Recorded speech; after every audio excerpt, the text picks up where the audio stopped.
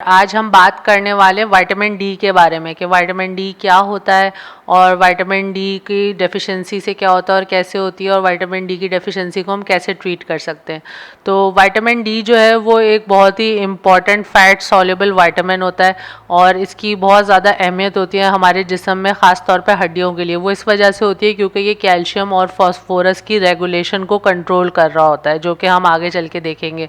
उसके अलावा vitamin D जो है वो दो फॉर्म्स में होता है, एक विटामिन D2 और विटामिन D3। विटामिन D2 जो होता है वो प्लांट की सोर्सेज से हमें मिलता है, जिसको एर्गो कैल्सीफेरॉल कहा जाता है।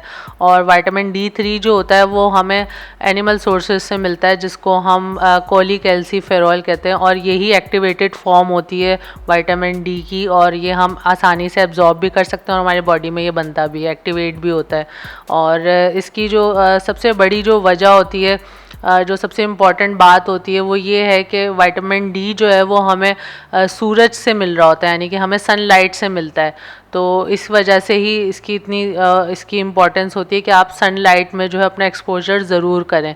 और इसका तरीका ये होता है कि जैसे ही हमारे स्किन के ऊपर जो है वो सनलाइट पड़ती है तो हमारे स्किन के अंदर जो मौजूद कोलेस्ट्रॉल होता है उससे जो है विटामिन डी बनना शुरू हो जाता है। तो ये एक उसका प्रोसेस होता है, इस वजह से इसको सनशाइन विटामिन भी कहा जाता है।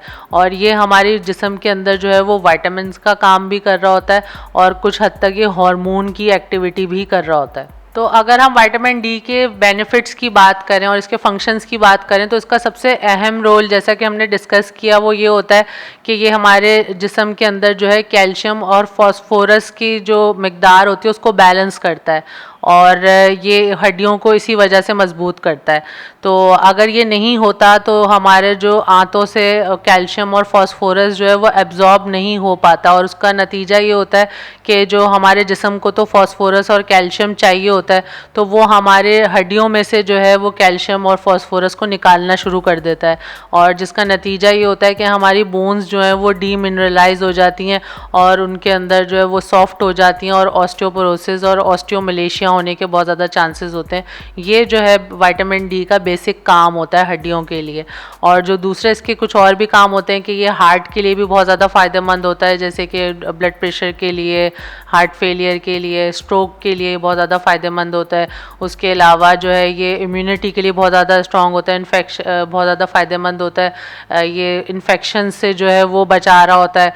उसके अलावा डायबिटीज़ के लिए, एस्मा के लिए, जिनको एस्मा होता है उनके लिए, रूमेटाइड आर्थराइटिस जिनको होता है उनके लिए बहुत ज़्यादा फ़ायदेमंद होता है। और उसके अलावा जो है ये और भी कुछ डिजीज़ होती हैं उनके लिए काफ़ी ज़्यादा फ़ायदेमंद होता है, जैसे कि कुछ मसल्स की डिजीज़ होती हैं जैसे मल्टीपल स्क्लेरोसिस और फिब्रोमाइल्जिया, जिसके अंदर मसल्स की बहुत ज़्यादा वीकनेस हो जाती है, ये उसके लिए भी बहुत ज़्यादा फ़ायदेमंद होता है। थोड़ी सी बात ये करते हैं कि हमें पता कैसे चलता है कि हमारे अंदर विटामिन डी की डेफिशिएंसी हो रही है। तो ये इसके कुछ सिम्टम्स होते हैं, जैसे कि आपके मूड के अंदर चेंजेस आना शुरू हो जाते हैं, आपको मस्कुलर क्रैम्प्स शुरू हो जाते हैं और मसल वीकनेस स्टार्ट हो जाती है, बोन में आपके और जॉइंट्स में दर्द शुरू हो जाता है और बहुत ज़्यादा एक्सट्रीम आपको फटीग की फीलिंग होती है, यानी थकान की फीलिंग होती है। उसके अलावा जो है ये उन लोगों को ज़्यादा होता है जो लोग जो है बिल्कुल भी सन का एक्सपोजर नहीं ले रहे होते, जैसे कि बहुत ज़्यादा इंडोर्स रहते हैं या फ्लैट्स वगैरह में रहते हैं जहाँ पे सन का एक्सपोजर बहुत ज़्यादा नहीं होता है, यानी सनलाइट नहीं आ रही होती।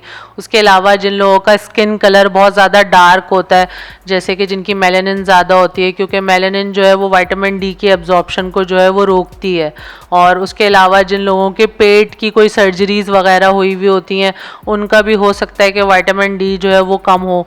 और उसके अलावा कुछ मेडिकेशंस होती हैं जिसकी वजह से जो है विटामिन डी के लेवल जो है वो कम हो जाते हैं। और कुछ बीमारियां भी ऐसी होती हैं जिसकी वजह से हो सकता है कि विटामिन डी का जो लेवल है वो कम हो जाए जिस्म के अंदर, जैसे कि सिस्टिक फिब्रोसिस होती है, क्रॉन डिजीज़ होती है, सीलिएक डिजीज़ होती है, जिसमें विटामिन डी की क्वांटिटी जो है वो काफ़ी हद तक इफ़ेक्ट होती है। उसके अलावा अगर किसी को किडनी या लिवर का डिसऑर्डर होता है तो उनका भी विटामिन डी जो है वो कम हो सकता है, क्योंकि हमारे जिस्म के अंदर विटामिन डी जो है वो अपनी एक्टिवेटेड फॉर्म में लिवर और किडनी के अंदर ही आता है। तो इस वजह से उसके अंदर अगर कोई बीमारी होगी तो वो आपके यकीनन जो है विटामिन डी पे भी इम्पैक्ट इफ़ेक्ट डालेगी। उसके अलावा जो हमें डेली नीड होती है विटामिन डी की, वो 15 mcg, यानी कि हमें 600 इंटरनेशनल यूनिट इसके लेने होते हैं। तो अब बात यह है कि इसकी हम डेफिशिएंसी को पूरा कैसे कर सकते हैं। तो विटामिन डी की डेफिशिएंसी को पूरा करने का जो सबसे बेहतरीन तरीका है वो यही है कि आप सनलाइट का एक्सपोजर जो है वो अपना अच्छा रखें। और अगर वो आपका ज़्यादा अच्छा नहीं है तो कुछ फूड्स भी ऐसे होते हैं जिसके अंदर नेचुरली आपको जो है वो मिल जाता है विटामिन डी, जैसे कि फैटी फ़िश जिसमें सैल्मन और ट्यूना होता है वो आपको मिल जाता है, उससे आपको मिल सकता है। उसके अलावा जो है आपको बीफ की कलेजी के अंदर जो है वो विटामिन डी होता है, मशरूम्स में होता है, अंडे की जर्दी में मिल जाता है, कॉड लिवर ऑयल में होता है। उसके अलावा कुछ फूड्स जो होते हैं वो विटामिन डी से फोर्टिफाइड होते हैं, तो वो भी आप इस्तेमाल कर सकते हैं। और उसके अलावा अगर बहुत ज़्यादा सीवियर डिफिशिएंसी है तो फिर आप जो है वो सप्लीमेंट्स इस्तेमाल करें।